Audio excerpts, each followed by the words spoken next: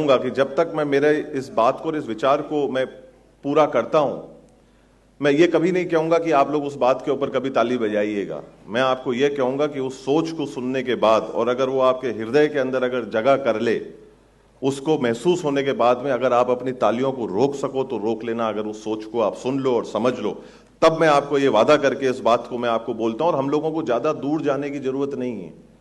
वो प्रेरणा स्रोत हमारे लिए इसी सभागार के अंदर उपस्थित हैं, यहीं मौजूद है। केवल अगर जरूरत है तो उसको पहचानने की, समझने की और अपने रोजमर्रे के दिनचर्या के अंदर उसको अपने आत्मा में, रगों में, मन में, हृदय में उतारने की। और किस्सा कुछ ऐसा है साहब, एक मैच चल रहा था, हम लोग सब उस समय पे जो है वो टीवी को लेकर जो है वो बैठे हुए थे। लोग उस समय पे जो है उस जीत की खुशी का शायद जश्न मना रहे थे, और मनाना भी चाहिए। जब अपना देश जीतता है या देश कहीं ना कहीं अपने नाम को सुनहरे अक्षरों के अंदर जो है वो चिन्हित कराता है, तो बड़े फख्र की बात है, होना भी चाहिए। पर इस बात को बोलते वक्त मेरे रोंगटे भी खड़े होते हैं, और मैं पूरी तरीके से, मेरे पूरे आत्मा मन के अंदर जो है मेरी भावना जो है वो पूरी तरीके से इतनी प्रफुल्लित है और गौरवान्वित है कि ईश्वर ने हम सब लोगों को वो सौभाग्य दिया। इस देश के अंदर पैदा होना भाग्य की बात थी, स्कूल के अंदर पैदा होना सौभाग्य की बात है, ये हमेशा याद रखना।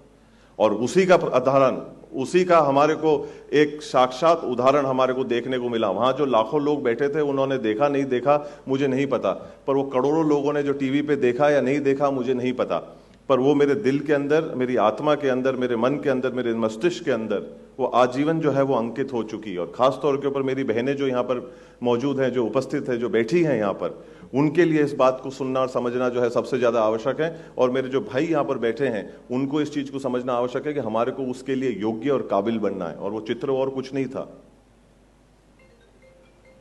चित्र अपनी संस्कृति का था, अपनी मान का था, अपने कुल के नाम को सर्वोच्च रखने का था, अपनी परंपरा का बिना किसी चीज के परवाह करे बगैर उसका निर्वाह करने का था। और वो और कोई नहीं, रीवा बा ने जिस तरीके से अपने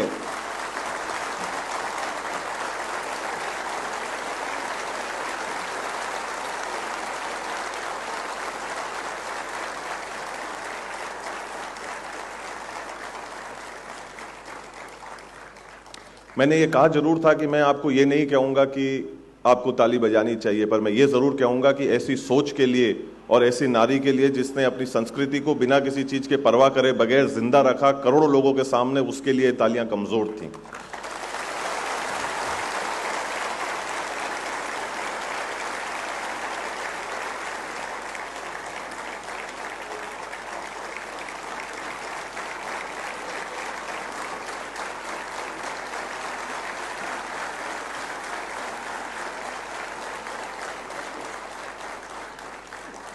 जब अपनी बहन कोई ऐसा काम करे तो भाई को उतना ही फक्र होता है। और खास तौर के ऊपर जो आने वाले लोग हैं, आने वाली जो भावी पीढ़ी है, उसको इन चीजों से सीखना चाहिए, इस संस्कृति हमको सीखना चाहिए। मेवाड़ इस सोच को नमन करता है, प्रणाम करता है, वंदन करता है।